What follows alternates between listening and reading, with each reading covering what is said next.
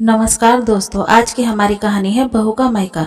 एक गरीब बेटी के अच्छे संस्कार। माँ, बहा बेटा बहा, दिल लगा चुड़ैल से तो परी क्या चीज है। ये कहावत चरितार्थ कर दी तुमने। एक से बढ़कर एक अच्छे रिश्ते ठुकराकर तुमने उसे पसंद किया। याद रख, बिन सास के ससुराल में दामाद का कोई पूछ नहीं होती। माँ, इसका दूसरा पक्ष भी देखो। बिन माँ की बच्ची है तुम माँ बन जाना और वह बेटी बन जाएगी।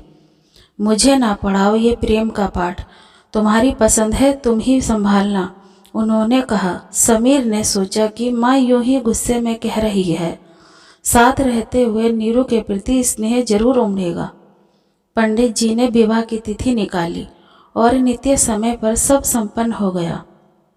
नीरू भाई बहनों में सबसे छोटी थी। उसके पग फेरे तक बहनें रुकी। उसके बाद ना किसी ने बुलाया और ना ही वह गई। समीर के मुंह से उसके हंसते खेलते परिवार की इतनी चर्चाएं सुनी थी कि विदाई पर एक बूंद आंसू न गिरे थे। उसने हमेशा से ऐसे ही खुशहाल परिवार के सपने देखे थे।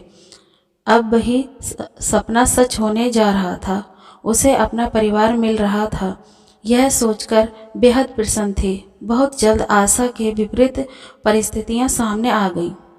समीर के सामने खुशनुमा माहौल रहता, पर उसके ऑफिस जाने के एक एक पल काटना मुश्किल हो जाता।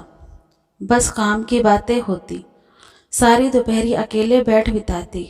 एक कड़वाहट की दीवार थी जो सुभद्रा जी व नीरू के बीच बनी हुई थी। मुंह खोलती तो बस विरोध जताने के लिए, भले ही मुद्दे अलग अलग होते।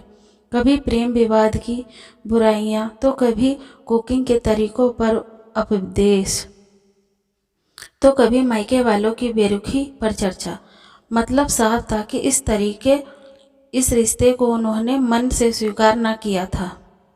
उसने एक दो बार समीर से इस बारे में कहा भी, पर वह टाल गया।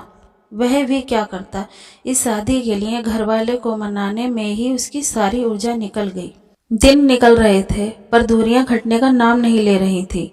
मन में यही सब सोचती नीरू एक दिन सीढ़ियों से फिसल गई। दाहिनी पैर में फ्रैक्चर हुआ था। डॉक्टरों ने 3 हफ्ते का प्लास्टर चढ़ा दिया था। ऐसे में वह पूरी तरह से पराजित हो गई थी। ससुराल में काम करते हुए फिर भी वक्त गुजरता है। अब मरीज बनने के बाद उसे दिन पहाड़ के जैसे लगने लगे थे। ऊपर से जब जब रिश्तेदारों के फ़ोन आते रहते, सासू माँ के मायके वाले भी उटपटांग सलाह दिया करते। आज भी उनका मायका आबाद था। उनकी ओर से हर तीज त्योहारों में बुलावा आ जाता। एक दिन सुभद्रा जी की माँ ने यह तक कह दिया, नीरू को उसके मायके भेज दो। अब क्या बुढ़ापे में बहू की सेवा करोगी। उनके लिए बड़ी दुविधा की घड़ी थी।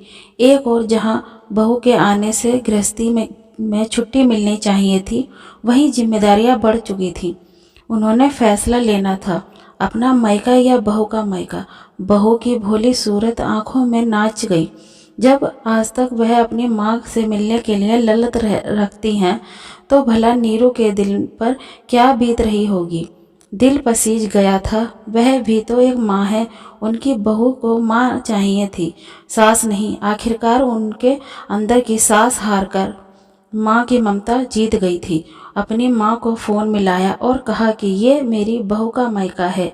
वह यहीं आराम करेगी। जिसे मुझसे मिलने की उत्कंठा हो वह शौक से यहाँ जाए।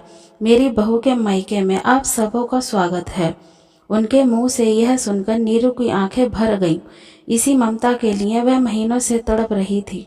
समीर की बातें सच साबित हुई कि देखना, एक दिन माँ तुम्हें प्यार करने लगेगी। महीनों से अंधोध से सुभद्रा जी को विराम मिला था और नीरू को अपनी माँ। समीर ने भी चैन की सांस ली थी। उसके विश्वास की जीत हुई थी। सबके हृदय में प्रेम ने घर बना लिया था। तो आज की हमारी कहानी कैसी लगी दोस्तों, कमेंट में बताएं। कहानी पसंद आए तो लाइक शेयर एंड हमारे चैनल को सब्सक्राइब करें। कहानी पढ़ने के लिए धन्यवाद।